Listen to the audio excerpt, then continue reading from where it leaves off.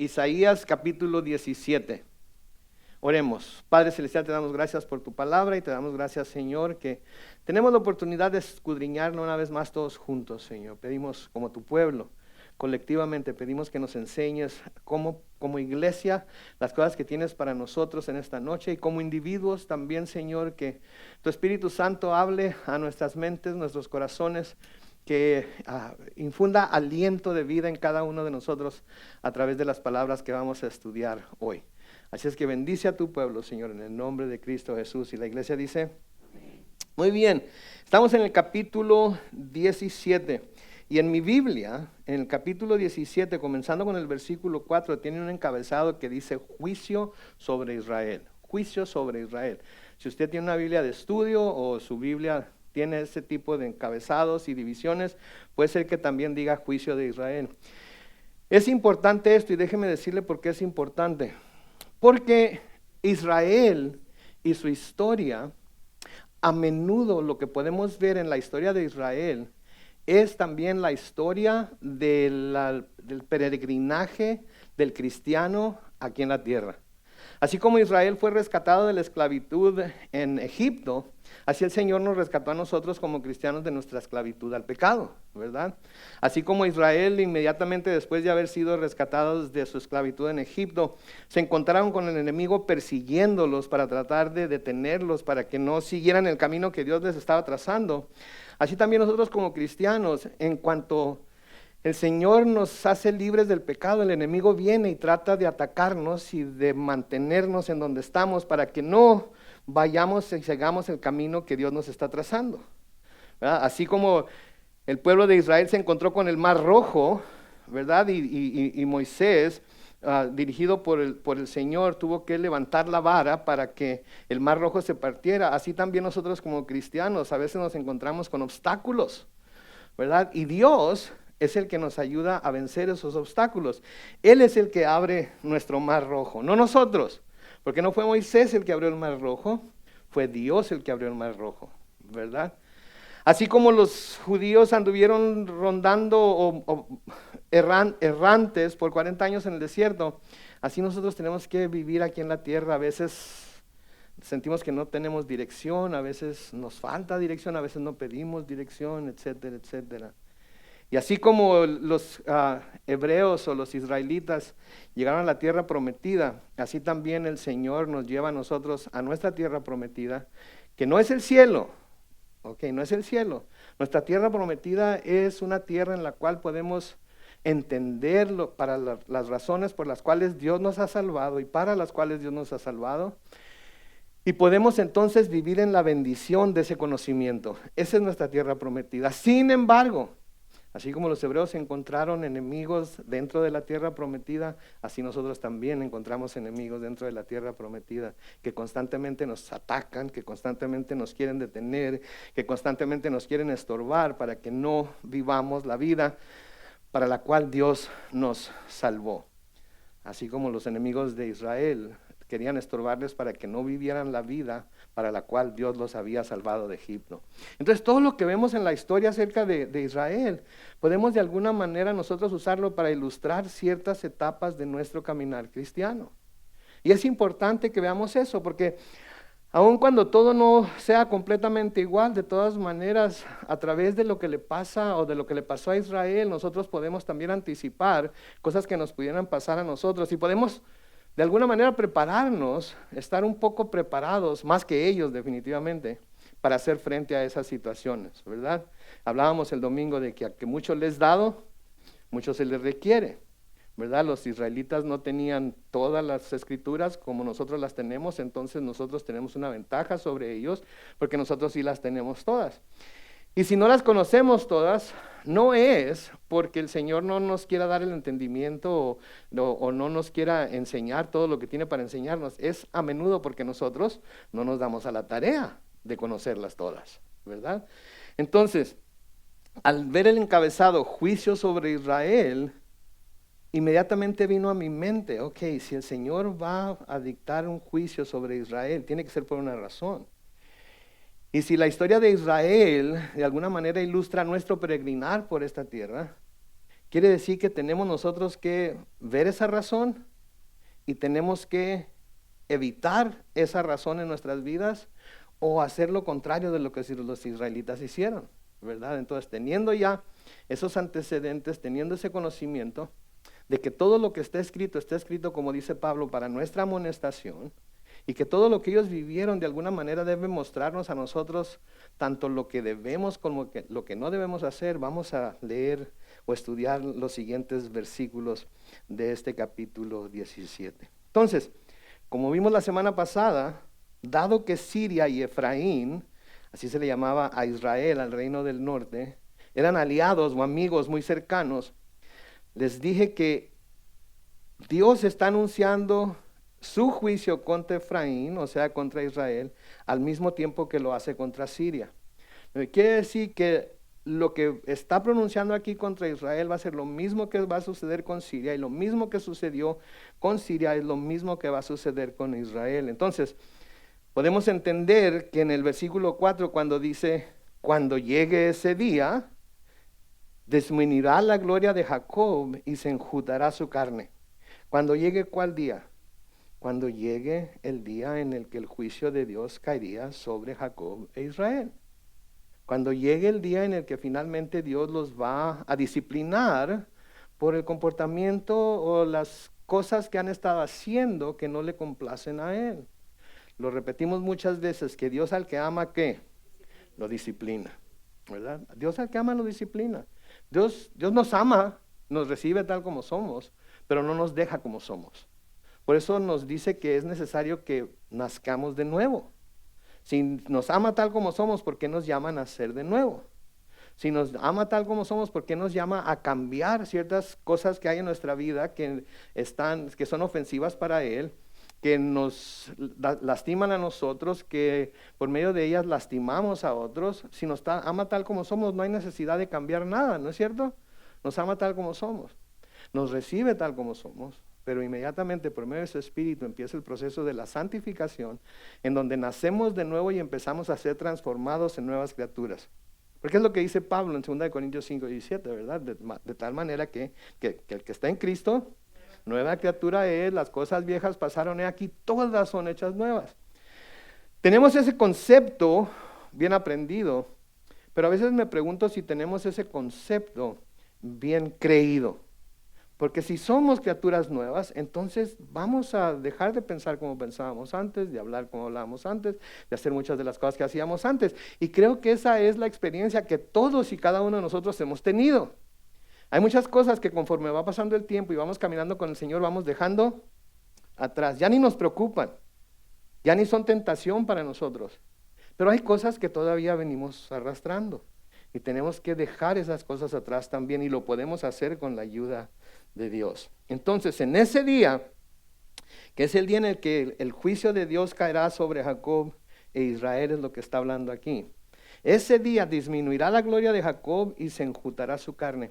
Tenemos que recordar que Israel era un grupo de personas muy bendecida por Dios. Israel había visto la gloria de Dios y Dios había manifestado su gloria a través de Israel. De hecho, era una de las misiones que Israel tenía como pueblo de Dios, era dar a conocer a Dios y dar a conocer la gloria de Dios. Por eso cuando andaban en el desierto, cuando la nube se ponía, ¿qué hacían? Levantaban el tabernáculo, presentaban sacrificios al Señor, adoraban a Dios, etcétera, etcétera. Y luego cuando la nube se levantaba, quitaban la tienda del tabernáculo y todo, y seguían a su siguiente lugar. Por eso había un pilar de nube que los cubría de día contra el sol y todo lo demás, y había un pilar de fuego que los guiaba de noche. Entonces el pueblo de Israel siempre estuvo rodeado de la gloria de Dios. Así como nosotros como cristianos también somos rodeados de la gloria de Dios. Y así como ellos, nuestra misión es dar a conocer a Cristo y su gloria a través de nuestra vida. Eso es lo que debemos estar haciendo. Pero cuando llegue ese día, noten que dice, disminuirá la gloria de Jacob y se enjutará su carne. Ahora eso de enjutar, ¿saben lo que quiere decir enjutar? ¿No? Qué bueno que pregunten, porque les voy a decir, enjutar quiere decir se va a secar su carne. Se va a secar, va a quedar seca, va a quedar sin vida, va a quedar toda churida, por así decirlo. Si va a quedar como machaca, ¿ok? Siempre tenemos que hablar de comer, ¿verdad? Siempre tiene que guiarnos a la comida de alguna manera. Entonces se va a enjutar, se va a secar su carne. Y toda la gloria que tenían o buscaban tener va a desaparecer. Toda la gloria que tenían, que Dios les había mostrado y que los había guiado hasta el momento en el que va a llegar el juicio, va a desaparecer. Y toda la gloria que ellos buscaban también va a desaparecer. Porque a menudo ellos se olvidaban de la gloria que Dios les había manifestado y les había mostrado. Y buscaban la gloria en otras personas, en otros pueblos. Buscaban la ayuda de otros pueblos para que les ayudaran a mantenerse a salvo. Buscaban la ayuda de otros pueblos para que los mantuviera en la gloria que Dios les había dado. Y por haber hecho eso, un día todo esto se iba a secar, todo se iba a acabar. Ese fin que ellos iban a tener cuando Dios los corrigiera, ese fin será el fin de todo aquel que busca su propia gloria. Escuchen esto.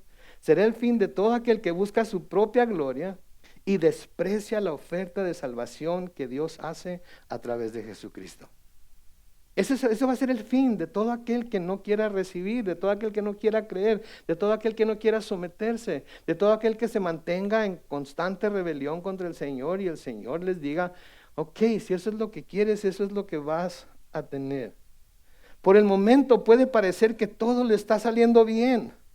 Por el momento puede ser que todo le esté saliendo como ellos quieren o piensan que debe salir, pero no siempre va a ser así.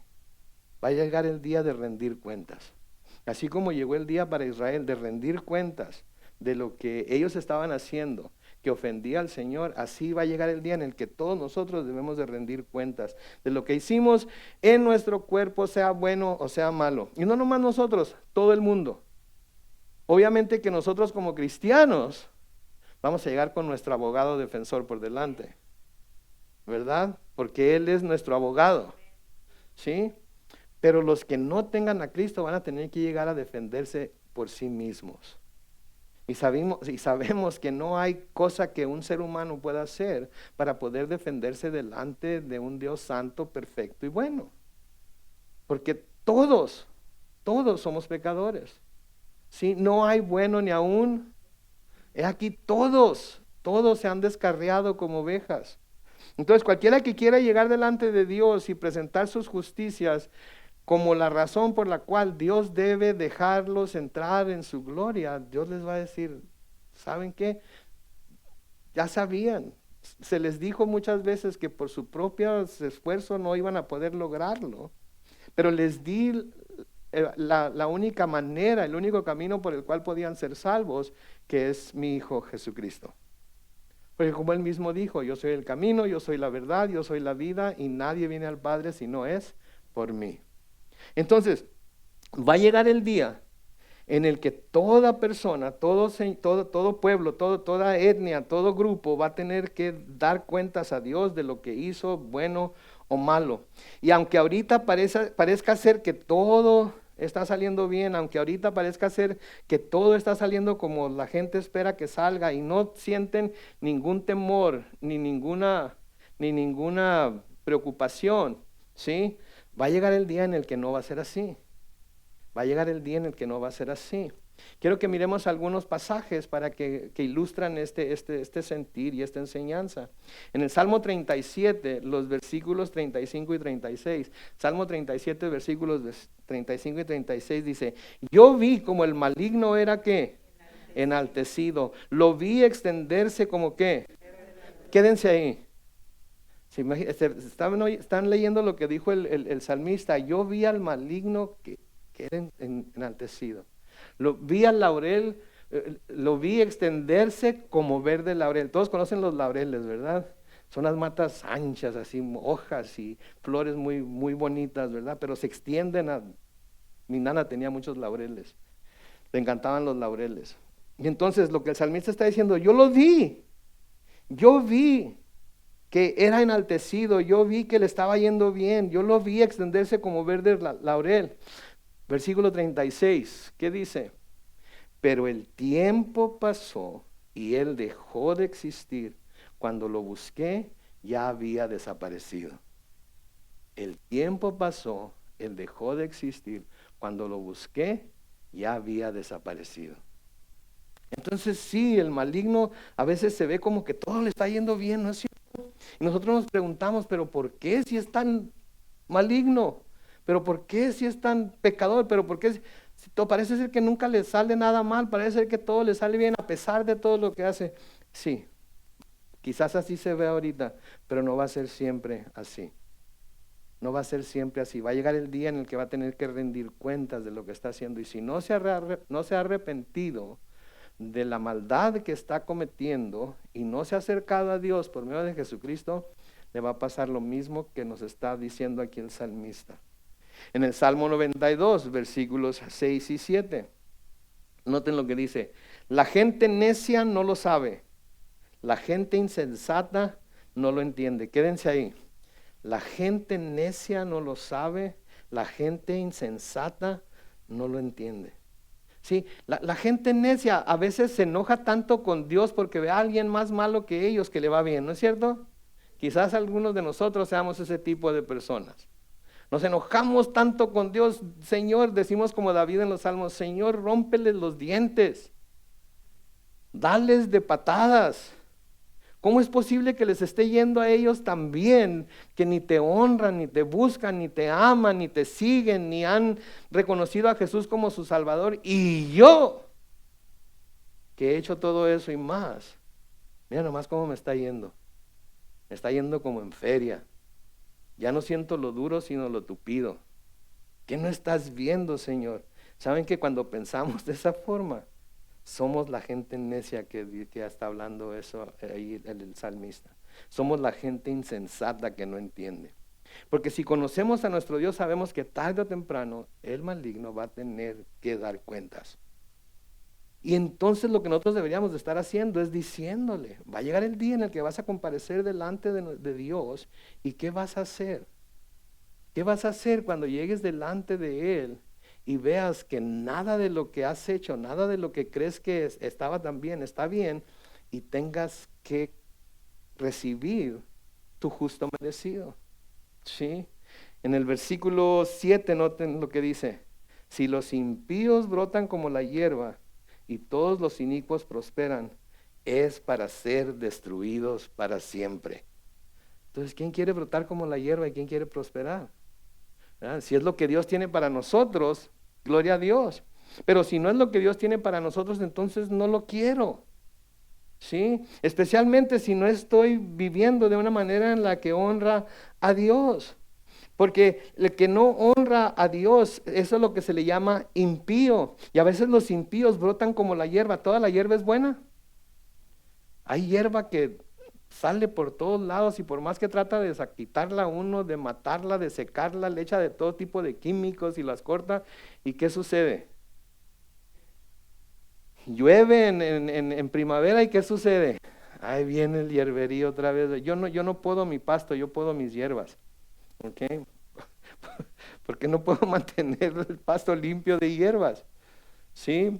Entonces, pero si nada más vemos que brotan como la hierba, si nada más vemos que prosperan y no nos damos cuenta que todo eso es para ser destruidos para siempre, entonces estamos siendo necios e insensatos. No estamos viendo las cosas como Dios las ve, las estamos viendo como nosotros las vemos. ¿Y saben qué hacemos cuando sucede eso? Que empezamos a hacernos las víctimas. Empezamos a hacernos las víctimas. Y lo peor de todo es que empezamos a hacernos las víctimas de Dios. Porque decimos: si me amaras en realidad, si en realidad todo sirve para mi bien, si en realidad, entonces no me estaría yendo como me está yendo a mí, y no les estaría yendo a ellos como les está yendo a ellos. ¿Sí? Y nos hacemos las víctimas. Y no hay razón para hacernos las víctimas. Si somos hijos e hijas de Dios, no somos víctimas de absolutamente nadie. Porque aun cuando, como los israelitas, tuvieron que luchar contra En ahí tuvieron que luchar contra la ciudad, en Jericó tuvieron que luchar, tuvieron que enfrentar todo tipo de estorbos, sí, y tuvieron que luchar con todo tipo de obstáculos. De todas maneras, en Cristo nosotros somos más que vencedores. Y mientras vivamos en esta tierra, vamos a enfrentar obstáculos, vamos a enfrentar tiempos difíciles, vamos a enfrentar situaciones con las que no nos gusta lidiar. Seamos honestos, no nos gusta lidiar con ellas. Le vamos a pedir a Dios que desaparezcan, pero a veces Dios las va a usar, como vamos a ver más adelante, que usó estas cosas para volver a Israel de nuevo a su lado.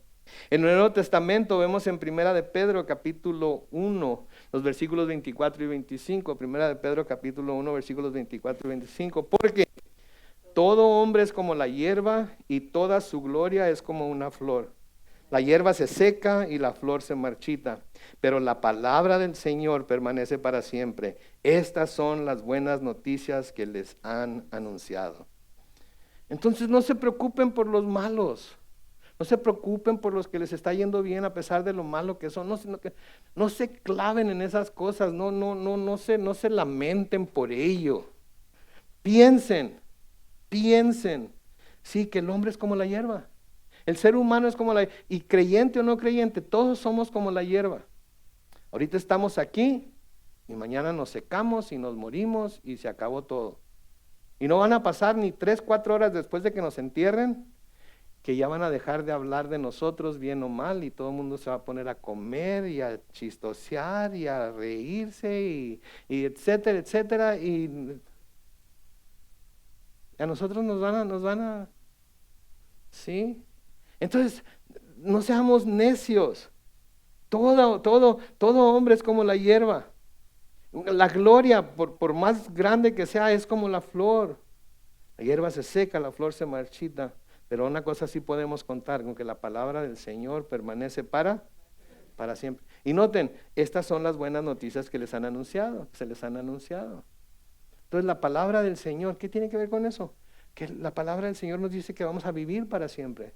La palabra del Señor nos dice que estar ausentes de este cuerpo es estar presentes con el Señor. La palabra de Dios nos dice que así como Jesús resucitó entre los muertos un día, nosotros también vamos a resucitar. La palabra de Dios nos dice que Él fue a la casa de su Padre, en donde hay muchas moradas, a preparar lugar para nosotros, para que donde Él está, nosotros también estemos. Y la palabra de Dios permanece para siempre. Entonces no nos clavamos tanto en todo lo que está pasando con todos los demás a nuestro alrededor. Nos clavamos en lo que Dios nos ha prometido a nosotros a través de su palabra. Y eso nos mantiene poniendo un pie delante del otro, aún en las circunstancias más difíciles. Ahora noten lo que dice el versículo 5 de Isaías 17. Será como cuando se siega el trigo, que con su brazo el segador recoge las espigas. Será también como cuando se recogen espigas en el valle de Refaín. Okay, ahora, ¿qué quiere decir esto? ¿Sí? Recuerden, el juicio iba a ser tanto para Siria como para Israel. Y cuando ese día llegue, va a ser como la siega del trigo. Cuando ese día llegue, va a ser como cuando el segador recoge las espigas. ¿Sí? Será también, sigue diciendo, como cuando se recogen espigas en el valle de Refaín. El pueblo de la nación de Siria, o sea, los que eran sirios, tanto como los israelitas, iban a ser cosechados y llevados o cargados lejos de su tierra. Así como el trigo es recogido del campo y echado al granero, así ellos también iban a ser recogidos como trigo, iban a ser llevados lejos de su tierra. Pero atención, la palabra Refaín es la palabra hebrea que significa sombras o fantasmas. Así que el valle de Refaín es el valle de la muerte. Y es lo que el Señor está diciendo aquí a través del profeta Isaías. Que van a ser recogidos así como el trigo, van a ser llevados a otro lugar. Y lo único que va a quedar en el valle de donde van a ser recogidos, en el lugar de donde van a ser recogidos, va a ser muerte. Va a ser muerte. Versículo 6. Quedarán en él ripios, que queda de algo como cuando se sacuden los olivos, que en la punta de la rama quedan 2 o 3 aceitunas, y hasta 4 o 5 en las ramas más fructíferas. Palabra del Señor, el Dios de Israel. ¿Qué es ripios? Qué bueno que preguntan, ¿qué les voy a decir? Ripios quiere decir residuos. Van a quedar residuos. ¿Han visto cuando, y ahorita ya no se usa eso con los olivos, no creo, pero para las nueces lo que hacen, tienen unas máquinas que las máquinas abrazan el tronco del árbol de nuez y la sacuden así bien, bien rápido y cae toda la nuez al suelo. No cae toda la nuez, algunas nueces se quedan atrapadas en el árbol. Son los ripios, son los residuos, es lo que queda atrás. Y es lo que está diciendo aquí el Señor, van a quedar residuos, ¿sí? Van a quedar residuos, así como cuando se sacuden los olivos y en la punta de las ramas quedan 2 o 3 y hasta 4 o 5 en las ramas más fructíferas. Palabras del Señor, el Dios de Israel. O sea, como se nos dijo ya en el capítulo 10, los versículos 20 y 21, va a quedar un remanente. De eso es de lo que está hablando, va a quedar un remanente. ¿Saben lo que es un remanente, verdad? Un retazo, un poco de algo. Va a quedar, pero desafortunadamente ese remanente va a ser muy chico. Va a ser pequeñísimo. Van a ser unos cuantos nada más los que van a quedar. La mayoría va a ser juzgado y va a morir en el juicio que Dios va a enviar a la tierra. Versículo 7 dice, cuando llegue ese día, otra vez. Noten el cambio que se va a ver aquí. Okay, noten el cambio que se va a ver aquí. Cuando llegue ese día, el hombre mirará a su hacedor, sus ojos contemplarán al Santo de Israel. Ya no volverá la mirada a los altares de incienso que hizo con sus manos, ni a los troncos de Ásera que hizo con sus dedos. ¿Se fijan el cambio que hubo ahí? Primero está hablando acerca del juicio. Y ahora después de que termina de hablar del juicio y de todo lo que les va a suceder, ahora él está anticipando lo que estos hombres, o al decir hombres obviamente está hablando del pueblo, van a hacer precisamente porque están pasando por ese juicio. Precisamente el hecho de que estén pasando por ese juicio, de la mano, estén sintiendo la mano severa de Dios, es lo que los va a hacer responder a ese juicio de esta manera. El hombre mirará a su hacedor, sus ojos contemplarán al Santo de Israel. ¿De quién está hablando ahí? De Dios, está hablando del Señor, está hablando de Jehová. Está hablando de Jehová de los ejércitos. Está hablando del Dios de Abraham, Isaac y Jacob. En ese día, cuando ese juicio llegue, cuando estén sufriendo el juicio, el hombre va a ver hacia su hacedor. Sí, sus ojos van a contemplar al Santo de Israel. El resultado de eso es que ya no volverán la mirada a los altares de incienso que hicieron con sus manos, ni a los troncos de Ásera que hizo con sus dedos. La diosa Ásera era la diosa del sexo. Y parece ser que eso era lo que los consumía a todas las pueblos de aquel tiempo, que los pueblos de nuestro tiempo también es lo mismo, ¿verdad? Pero parece ser que eso era lo que los consumía. Tenían al dios Moloch, que era el dios al que le presentaban a sus hijos como sacrificio. Y luego tenían a la diosa del sexo, que era a la que buscaban y delante de la cual practicaban todo tipo de perversidades para apaciguarla, para que no dejara caer su ira sobre ellos. Entonces, primero tenían sexo, y luego tenían hijos, y luego los hijos los presentaban como sacrificios, así es que tenían que tener más sexo para tener más hijos, y luego presentarlos. ¿A qué se parece eso? Pónganse a pensar. ¿Qué es lo que sucede? ¿No es eso lo que sucede? Tienen sexo sin protección, ¿y qué tienen? Se embarazan. ¿Y qué es lo que hacen cuando se embarazan y no tienen la habilidad para mantener a los niños o no quieren preocuparse por un niño más o etcétera? ¿Qué hacen? Lo presentan como un sacrificio. Sí, y esa era la manera en la que en la antigüedad, esa era la manera en la que adoraban a sus dioses. Pero si vemos las cosas tal y como son en nuestros tiempos, y cuando digo esto siempre me preocupa porque no quiero que alguien que haya pasado por eso sienta que se está siendo juzgada o juzgado, porque también los hombres son responsables de ello, cuando en lugar de hacerse responsables por lo que hacen, le insisten a la mujer que se practique un aborto para no tener que preocuparse, ¿verdad? Pero no estamos muy diferentes de lo que hacían en aquel tiempo, nada más porque no los quemamos en los brazos de Moloch, no quiere decir que no los estamos sacrificando, ¿verdad? Pero eso era lo que hacían. Pero a causa del juicio que están sufriendo, a causa del juicio que está cayendo sobre ellos, ahora van a enfocarse en su Hacedor, van a poner sus ojos en el Santo de Israel. Ahora no van a volver a los altares de incienso que hicieron con sus manos, ni a los troncos de Ásera que hizo con sus dedos. Noten, por causa del juicio tan severo del que iban a ser objeto, habría quienes responderían como deben, con humildad, con respeto, con reverencia y con temor a Dios. Qué lástima, ¿no es cierto? Qué lástima que tuvieran que pasar por todo lo que se está mencionando aquí para poder volverse finalmente a Dios. Cuando pudieron haberse vuelto a Dios desde el principio y no tener que pasar por ese juicio, no tener que pasar por esas situaciones. Y desafortunadamente a veces así es para algunas personas, ¿verdad? Es solo hasta que experimentamos las consecuencias de nuestras malas decisiones o hasta que Dios nos disciplina que nos volvemos a Él. Es solamente hasta que Dios hace algo drástico en nuestras vidas. Solamente hasta que Dios finalmente nos humilla y nos hace caer en lo más bajo que pudiéramos caer cuando nosotros pensábamos que no había un nivel más bajo del que ya estábamos. Y la única lugar hacia donde podemos volver nuestra mirada es hacia el cielo, que finalmente, ok, Señor, perdóname. Ya estuvo, ya no soporto más. Y se los he dicho muchas veces y se los vuelvo a repetir. Conmigo esta no es una teoría, es algo que yo he experimentado.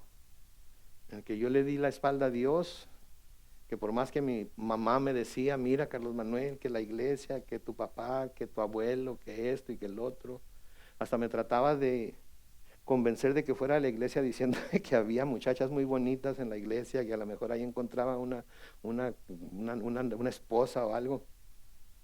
Gracias a Dios que encontré a mi esposa muy bonita y muy buena esposa, aunque no fue en la iglesia, pero los dos vinimos al Señor y los dos pudimos vivir una vida como una pareja cristiana, como un matrimonio cristiano, ¿verdad? Pero ¿qué caso tenía que hubiera pasado por todo lo que pasé? ¿Qué caso tenía que hubiera sufrido todo lo que sufrí? ¿Y qué caso tenía que haya hecho sufrir tanto a otras personas, incluyendo a mi mamá, incluyendo a mi padre, etcétera, etcétera? Si al final de cuentas, por el juicio, por la reprensión, por la corrección, vine a caer en el mismo lugar en donde mi madre tantas veces me dijo que debería de ir. ¿Qué caso tiene, mis hermanos? ¿No deberíamos mejor de escuchar? ¿No deberíamos mejor volvernos a Dios sin necesidad de que sucedan todas esas cosas? Sin necesidad de tener que ver hacia atrás y pensar, si no hubiera hecho, si no hubiera dicho, si no hubiera ido, si me hubiera acercado a Dios, si me hubiera... Oh my goodness. Pues sí hubiera, pero no se hizo. Pero gracias a Dios que Dios es el Dios de las segundas oportunidades y terceras oportunidades, ¿verdad? Gracias a Dios que su gracia es suficiente para nosotros. Gracias a Dios que Él es un Dios de misericordia y de perdón y de que tenemos en Él, tenemos en su Hijo Jesucristo la habilidad y la libertad para acercarnos a su trono de gracia y ser transformados por Él. Y ahora sí, vivir para Él, por Él, en Él, etcétera, etcétera. Entregarle toda nuestra vida a Él, ponerlo a Él como primero en nuestra vida, porque sabemos que sin Él, esta vida no tiene sentido. Estaba viendo una entrevista estaba viendo un apologista o algo y alguien le dijo, hay mucha gente en el mundo que no cree en Dios y vive vidas muy productivas y muy felices. Sí es cierto, pero esta vida un día se va a acabar y vamos a tener que comparecer delante de Dios. Y entonces todo eso que hacen y que los hace sentirse bien y que los hace felices, de nada les va a servir, porque van a estar delante de un Dios santo y perfecto que los va a juzgar de acuerdo a esa santidad y esa perfección. Y entonces, ¿qué van a hacer? Sí, ¿qué van a hacer? Entonces, desafortunadamente a veces así es para algunas personas. Es solo hasta que experimentamos las consecuencias de nuestras malas decisiones o hasta que Dios nos disciplina que nos volvemos a Él. Ahora quiero que lean algo conmigo que es muy importante, ¿ok? En el Salmo 32, Versículo 8, vamos a leer el versículo 8 y nos vamos a quedar ahí. Noten lo que dice el Señor. Y la primera parte, el versículo 8 es como que Dios está diciéndonos algo que Él va a hacer para nosotros, o en nosotros, o por nosotros. Y es una buena promesa que Dios nos está haciendo a través de ese versículo del Salmo, en donde dice, yo te voy a hacer que entiendas. Gloria a Dios, ¿verdad? Voy a enseñarte el camino que debes seguir. Gloria a Dios, ¿verdad? Y no voy a quitarte los ojos de encima. Yo te voy a estar cuidando, yo voy a estar ahí contigo, yo te voy a dirigir, yo voy a enseñarte el camino que debes seguir, yo voy a hacer que entiendas. Es como decía mi mamá, ¿verdad? Carlos Manuel, quisiera abrirte la cabeza y gritarte lo que te quiero que sepas para que lo hagas. Es como que Dios está diciendo, yo les voy a abrir la cabeza y les voy a gritar y les voy a decir, los voy a dirigir y los voy a guiar. Déjenme hacerlo. Y luego les hace una advertencia en el versículo 9. Versículo 9 del Salmo 32. Les dice, no seas como los caballos, ni como las mulas, que no quieren obedecer y que hay que sujetarlos con la brida y el freno, pues de lo contrario no se acercan a su amo. ¿Se fijan en el versículo 8? Ponen el versículo 8 de nuevo. ¿Se fijan en el versículo 8 lo que les dice? Yo te voy a hacer que entiendas. Yo voy a enseñarte el camino que debes seguir. Yo no voy a quitarte los ojos de encima. Y era como que ahí se debería de haber seguido la palabra, pero no seas como los caballos, hijo. No seas como las mulas. Sí. No, que no quieren obedecer por más que se les muestre el camino, por más que se les enseña, por más que se les dice, no quieren obedecer. Y hay que sujetarlos con la brida y el freno, pues de lo contrario no se acercan a su amo.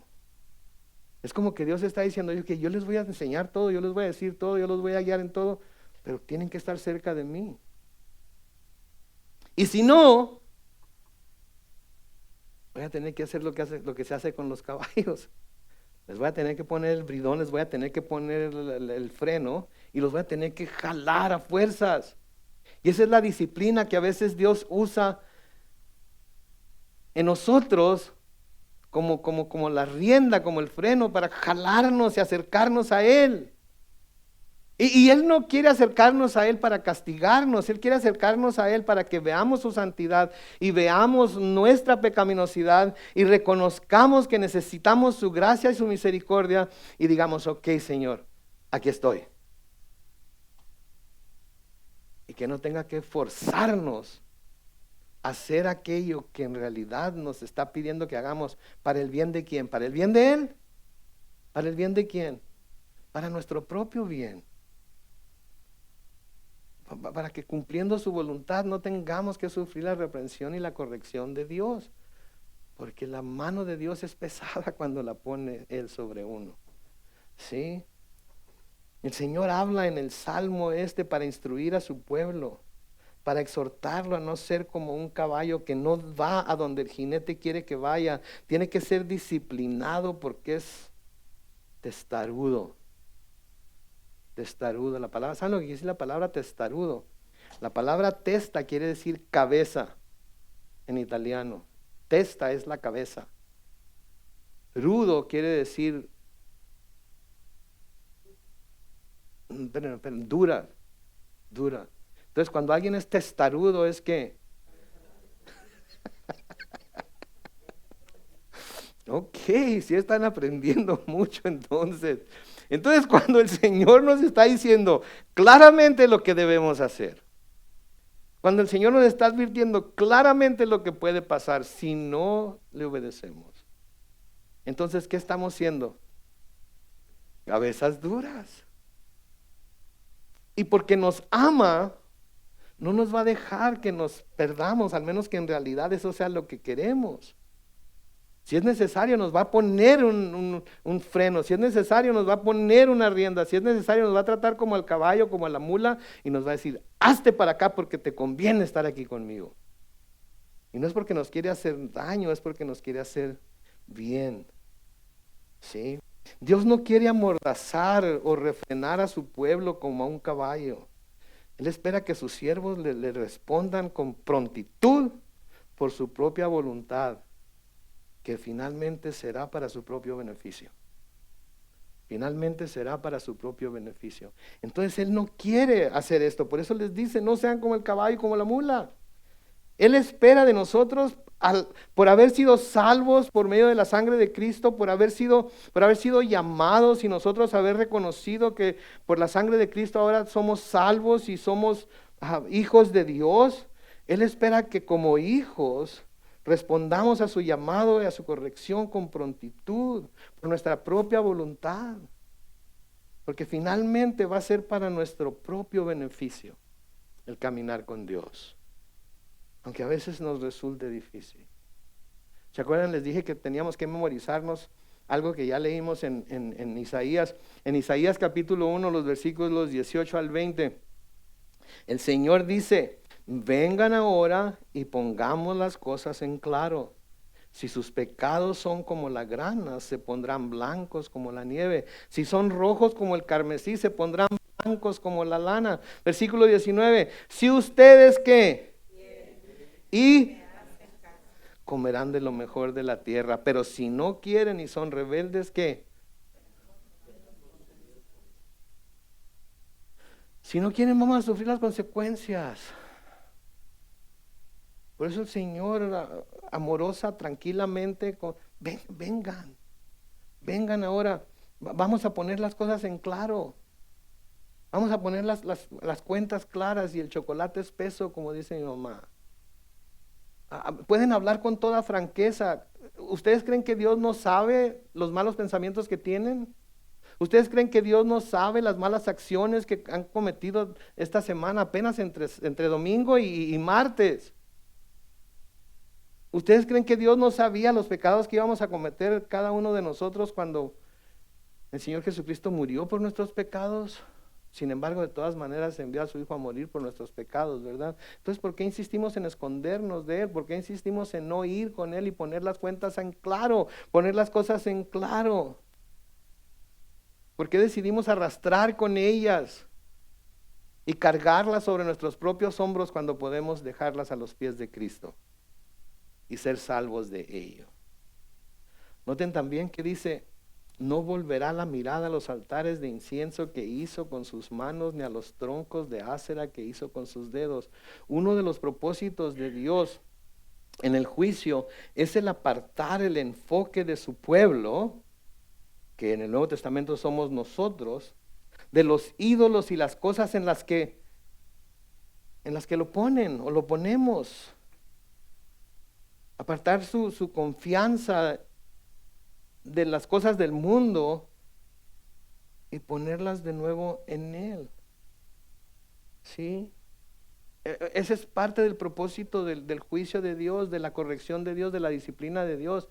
Que dejemos de buscar en el mundo la solución para nuestros problemas, para las situaciones por las que estamos pasando. Que dejemos de buscar las filosofías y todas los ismos y cosas que el mundo ofrece.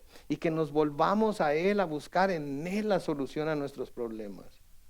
Que nos volvamos a su palabra para encontrar la dirección que necesitamos para vivir nuestras vidas de una manera que lo complazcan a Él. Ese es uno de esos propósitos que Dios tiene en el juicio también. Él quería que su pueblo se apartara de esos altares, se apartara de esos ídolos, se apartara de esos dioses extraños que habían empezado a adorar y a servir, y que se volvieran a Él. Y a veces nosotros, como los caballos y las mulas, agarramos por nuestro propio lado. Y Él tiene que hacer esas cosas para volvernos a Él. Pero nosotros lo malinterpretamos. Somos como los adolescentes cuando los papás les tratan de prohibir algo. O como los jóvenes cuando los papás tratan de advertirles de un pozo en el que van a caer si no cambian de dirección. ¿Les pasó cuando estaban jóvenes o nada más a mí? ¿O les ha pasado con sus hijos o nada más a mí? Sí. Él quería se volvieran a Él. Búsquenme a mí, búsquenme a mí, busquen mi manera de hacer las cosas, busquen lo que tanto les he dado en mi palabra. Los salvé a sus antepasados, los salvé del faraón, los salvé de Egipto, los salvé del Mar Rojo, los salvé, les di agua cuando tuvieron sed, les di codornices cuando tuvieron hambre, los traje por 40 años en el desierto y nunca sus zapatos no se desgastaron, su ropa siempre estuvo buena. Cuando llegaron al río Jordán y tuvieron que pasar a la tierra prometida, yo abrí las aguas del río Jordán. Cuando llegaron y se encontraron con Jericó, yo derribé los muros de Jericó, etcétera, etcétera, etcétera.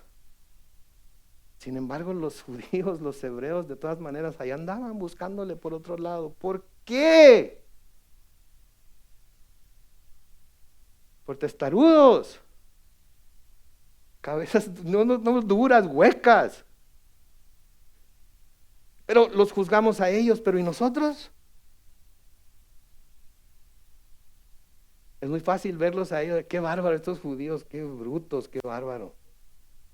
¿Cómo es posible que alguien que haya visto tantas obras de Dios y tantas veces la mano de Dios protegiéndolos, estuvieran buscando en estos dioses su bendición, su protección? Sí, ¿cómo es posible? Pero nosotros también lo hacemos, ¿verdad? Pensamos que el mundo tiene la solución para todo, pensamos que en el mundo vamos a encontrar lo que necesitamos, y la verdad es que primero tenemos que buscarlo a Dios, buscarlo en Dios, y que Él nos guíe a donde podemos encontrar la ayuda que necesitamos para solucionar el problema. Amén. En el versículo 9, noten lo que sigue diciendo: cuando llegue ese día, sus ciudades amuralladas serán como los frutos que quedan en los renuevos y en las ramas que se dejarán por causa de los israelitas, y habrá desolación. ¿Qué quiere decir esto?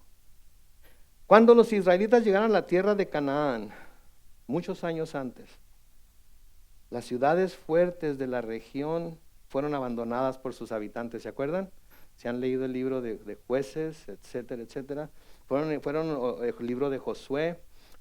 Las ciudades fueron abandonadas por sus habitantes. Dejaron sus campos sembrados, dejaron árboles frutales, dejaron casas ya hechas, dejaron muchas cosas que como Dios les había dicho, van a tener casas que ustedes no hicieron, cisternas que ustedes no cavaron, frutos que ustedes no sembraron, van a tener todo eso. ¿Por qué? Porque la gente de Canaán, ¿qué hicieron? Huyeron delante de los israelitas y todo lo dejaron ahí. Los árboles estaban llenos de fruta, los israelitas encontraron frutos para comer. ¿Se acuerdan cuando va Caleb y Josué a explorar la tierra?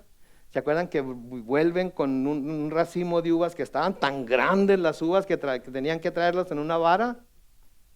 Y venían bien gozosos Caleb y Josué, ¿verdad? ¡Qué bárbaro! Miren nomás estas uvas.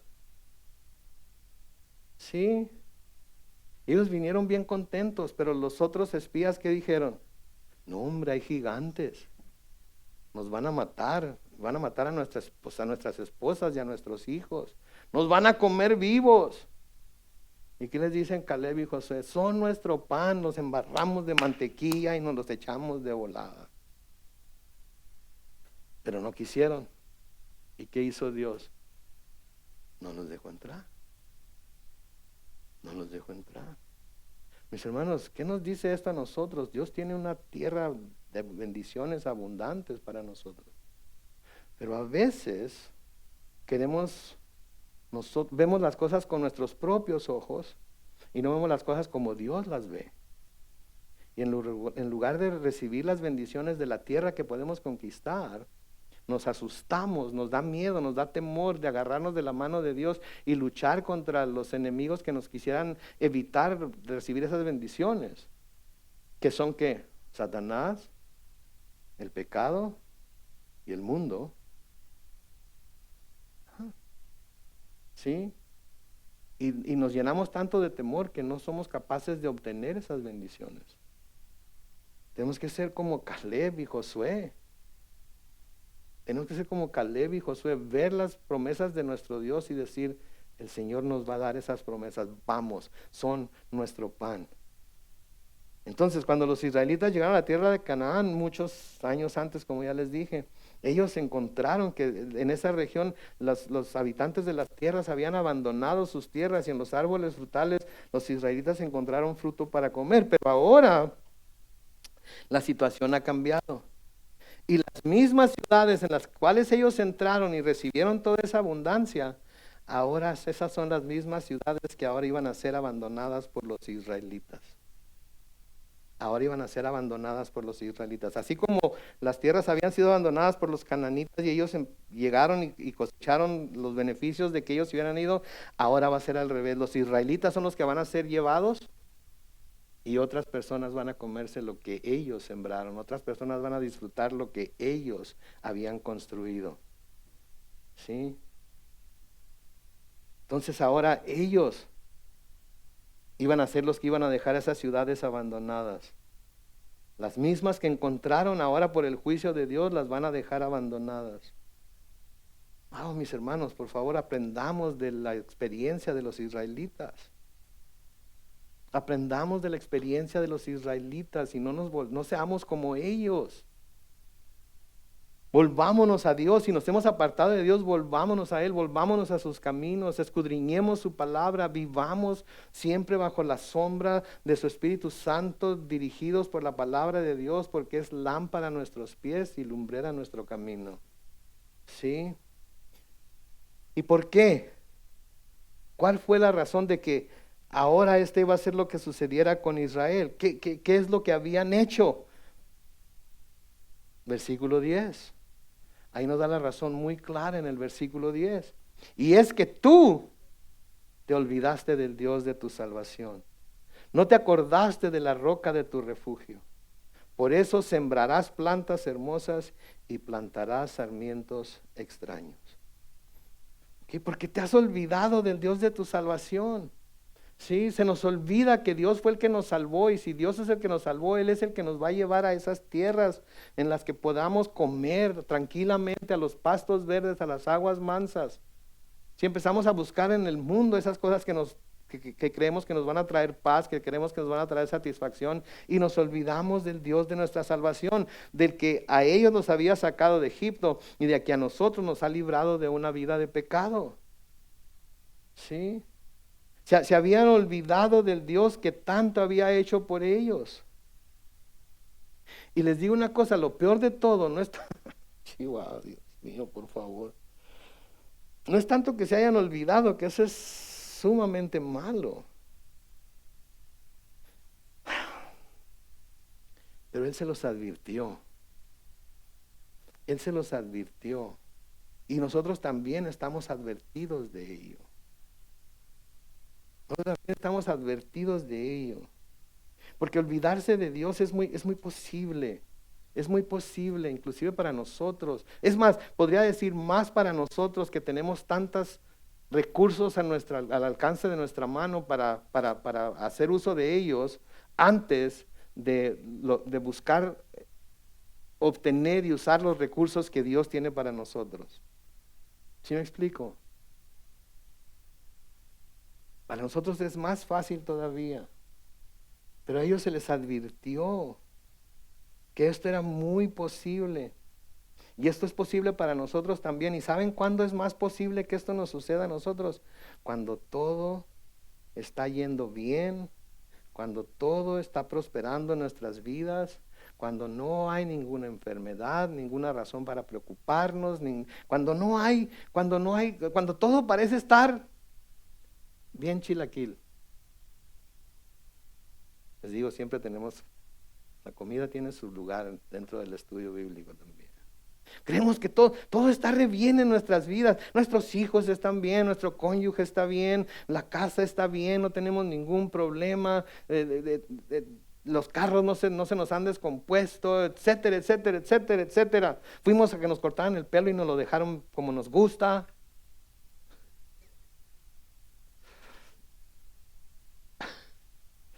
He tenido que ir a Fantastic Sam's últimamente y cada vez que salgo digo, ahí me masacraron. Pero en fin, lo bueno es que el pelo crece, ¿no es cierto? Pero cuando todo está yendo bien es cuando tenemos más posibilidad de que nos olvidemos de Él. cuando debería ser cuando más nos acordamos de Él, porque todo está yendo bien, porque Él está en nuestra vida y nosotros estamos viviendo para Él, pero es cuando más posibilidades hay de que nos olvidemos de Él. Y el Señor se los advirtió a ellos y el Señor nos lo advierte a nosotros, que eso es lo que puede pasar. En Deuteronomio capítulo 8, los versículos 11 al 14, Deuteronomio capítulo 8, versículos 11 al 14, noten lo que dice: ¡cuidado! ¿Se fijan los dos signos de exclamación ahí a un lado? Es como que Dios está gritando: ¡cuidado!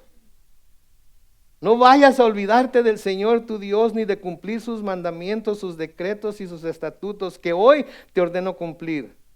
Versículo 12, no vaya a ser que luego de que comas y te sacies y edifiques buenas casas y las habites. Versículo 13, y tus vacas y tus ovejas aumenten en número y la plata y el oro se te multipliquen y todo lo que tengas aumente. Versículo 14, tu corazón se enorgullezca y te olvides del Señor tu Dios que te sacó de la tierra de Egipto donde eras esclavo. Es una advertencia muy seria que podemos muy fácilmente aplicar. Pues sabemos la historia, entonces muy fácilmente la podemos aplicar a ellos. Pero esto nos puede pasar a nosotros también. Todo está bien, todo está tranquilo, no hay olas, el mar está quieto y cristalino, y podemos acostarnos a dormir tranquilamente.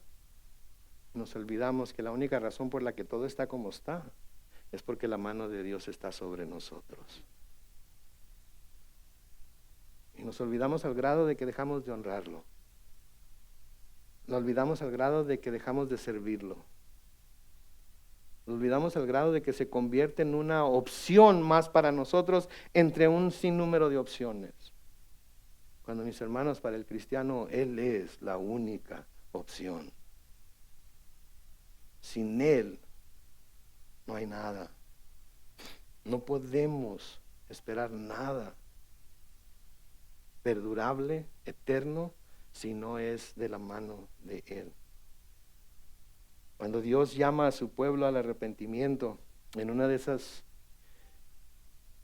tiempos en los que el Señor no quiere castigarlos, no quiere disciplinarlos, no quiere a juzgarlos y corregirlos. Cuando Dios llama a su pueblo al arrepentimiento por medio de Jeremías, les dice en Jeremías 3, versículos 21 y 22, se oye un clamor en las alturas, son el llanto y los ruegos de los hijos de Israel, porque han torcido su camino y se han olvidado del Señor su Dios. Quédense ahí. Se fijan, se oye un clamor en las alturas. Son el llanto y los ruegos de los hijos de Israel porque han torcido su camino y se han olvidado del Señor su Dios. Y luego el Señor, no queriendo disciplinarlos, no queriendo juzgarlos por la manera en la que se están portando. Noten lo que dice en el versículo 22, Jeremías 3:22. Vuélvanse a mí, hijos rebeldes. Yo sanaré sus rebeliones. Aquí estamos y a ti venimos porque tú eres el Señor nuestro Dios. Esa debe ser la respuesta. No seguir de testarudos, no seguir de cabezas duras, no seguir como el caballo y como la mula.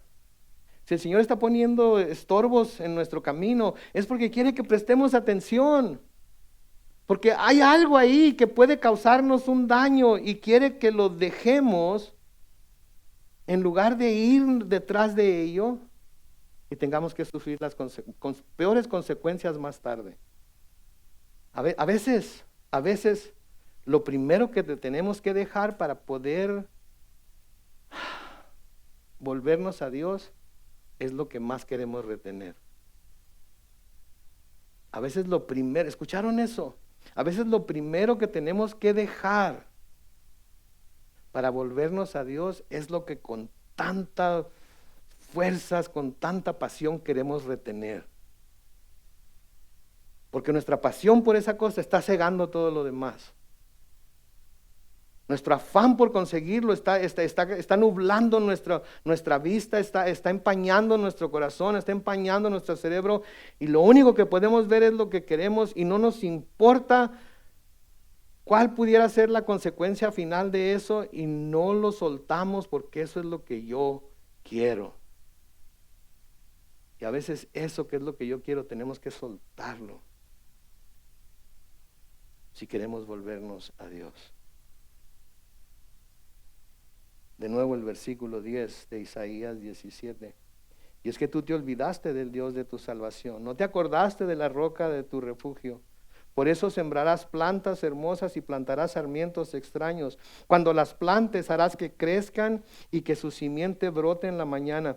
Pero en el día de la angustia se perderá la cosecha y el dolor será incurable. Las vas a sembrar, las vas a ver crecer, ¿sí? Las vas a admirar quizás, pero va a llegar el día de la angustia y la cosecha se va a perder. Y tu dolor por haberlo perdido entonces va a ser incurable. Por eso, mis hermanos, más vale, si hay algo que nos está empañando la vista, si hay algo que nos está empañando el corazón, si hay algo que nos, saben que sí nos va a doler dejarlo, sí nos va a doler hacerlo a un lado, sí vamos a llorarlo y todo lo demás, pero no va a ser tan serio como si nos aferramos a ello y llegamos al final del camino y nos damos cuenta de que desde el principio lo que el Señor estaba tratando de hacer era advertirnos que no había razón para seguirlo, porque no era nuestro, no era para nosotros. Y nos aferramos tanto que quitamos la vista de Dios. ¿Qué puede pasar? Si lo dejamos y era para nosotros, ¿qué va a suceder? No lo vamos a perder. Aunque lo dejemos, no lo vamos a perder. Pero si no era para nosotros, aunque nos aferremos, tarde o temprano nos va a causar dolor. Tarde o temprano nos va a causar dolor, un dolor que será incurable. Uno de los aspectos del juicio del Señor contra Israel será en convertir todo su arduo trabajo en nada. Ellos iban a trabajar duro para plantar y cultivar sus granjas, tanto literalmente como figurativas o espiritualmente, pero la cosecha sería arrebatada en el día de la angustia. Versículo 12 dice: ay de esa vasta muchedumbre que brama como mar embravecido. Ay de las naciones que se alborotan como aguas tempestuosas. Pondrán los pueblos a alborotarse como aguas tempestuosas, pero Dios los reprenderá y huirán muy lejos y serán arrebatados como el polvo de los montes ante el viento, como el polvo ante el torbellino. Al caer la tarde, dice el versículo 14, habrá desconcierto, pero antes del amanecer el enemigo dejará de existir. Eso es lo que les espera a nuestros opresores. Esa suerte correrán los que nos saquean. Noten por favor, ¿sí? La muchedumbre de la que se habla aquí se refiere a las naciones que iban a buscar saquear a Israel. El mar y las aguas tempestuosas hablan del caos y la muerte que descenderían sobre Israel. Pero Dios tiene algo preparado para esas naciones también. Cuando Dios juzgue esos mares implacables y rugientes, las naciones que saquearon el pueblo de Dios se van a convertir en polvo ante el torbellino del juicio de Dios. El juicio va a caer sobre aquellos que se aprovechan de la situación por la que pasa el pueblo de Dios mientras están siendo disciplinados por Dios. Y el juicio de Dios para ellos va a ser mucho más severo. A través de nuestro estudio en Isaías hemos visto cómo Dios a veces usa a pueblos más malvados que Israel para disciplinarlos, ¿no es cierto? Pero al final esos pueblos también son juzgados, no por haberse levantado contra Israel, sino por sus propios pecados y su propia maldad. Y ahorita vamos a adelantarnos un poco aquí, ¿ok? Noten lo que dice de nuevo el versículo 14. Al caer la tarde habrá desconcierto, pero antes del amanecer el enemigo dejará de existir. Eso es lo que les espera a nuestros opresores. Esa suerte correrán los que nos saquean.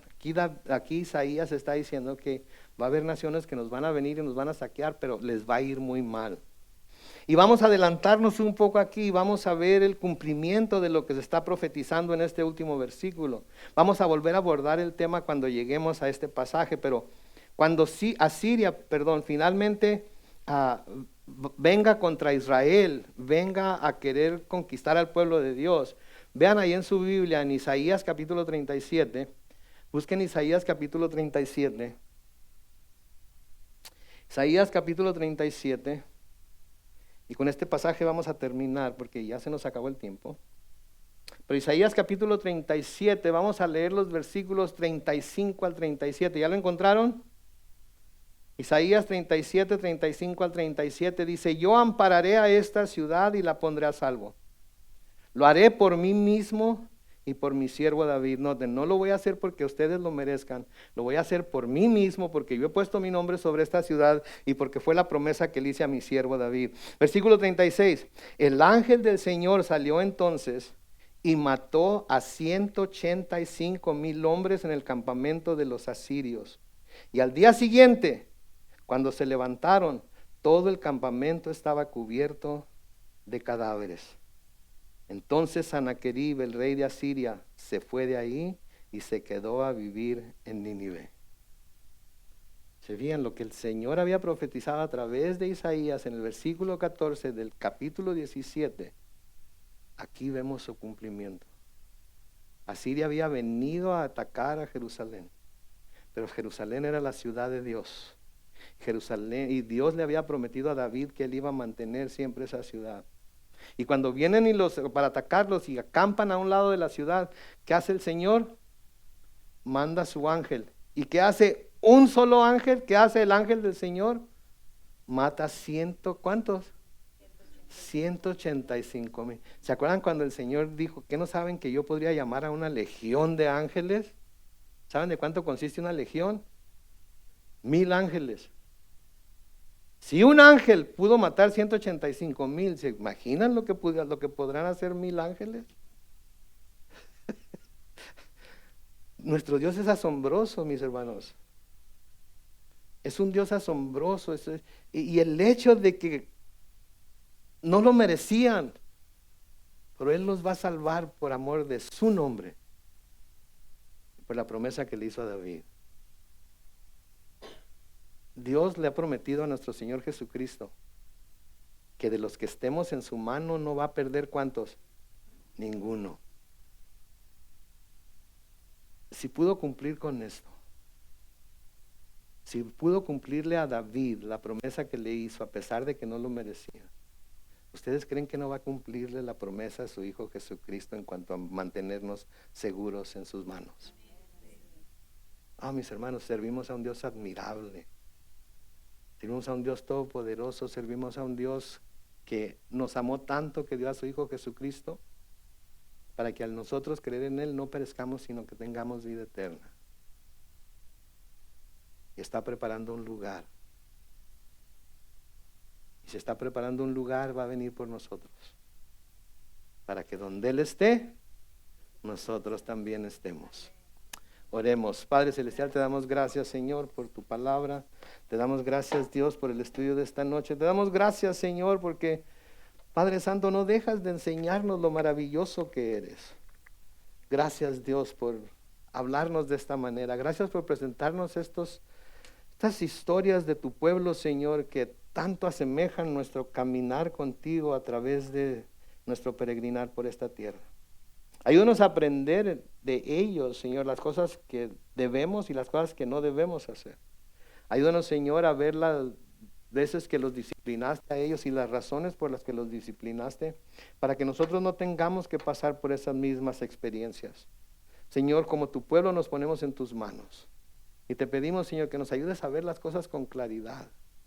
Si algo está empañando nuestra vista, si estamos deseando tener algo que no es para nosotros, Señor, y eso nos está estorbando para volvernos a ti con todo nuestro corazón. Ayúdanos, Señor, a dejarlo a un lado, a soltarlo, Señor, sabiendo que si debe ser nuestro, va a ser nuestro, aunque nos aferremos a él o no. Aunque nos aferremos a esa cosa o no. Pero ayúdanos, Señor, a que pongamos nuestra vista en ti, a que te sigamos a ti, a que nos acerquemos a ti, más que a cualquier otra persona, más que a cualquier otra cosa, más que a cualquier otra meta, Señor. Que nuestra meta sea vivir para ti, por ti y en ti, por el poder de tu Espíritu Santo. Ayúdanos, oh Dios. Ayúdanos en nuestro caminar por este mundo. Ayúdanos a acordarnos que tú eres el Dios de nuestra salvación, que tú nos liberaste de una vida de pecado y nos has dado una vida nueva en Cristo.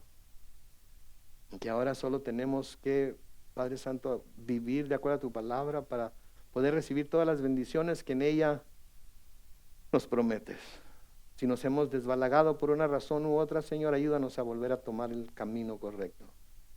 Guíanos y ayúdanos a no ser como el caballo, a no ser como la mula, sino que a donde quiera nuestro jinete que vayamos, respondamos con prontitud, con completa obediencia y le sigamos. Porque lo que Él quiere, nuestro Señor Jesucristo, lo que Él quiere es lo mejor para nosotros.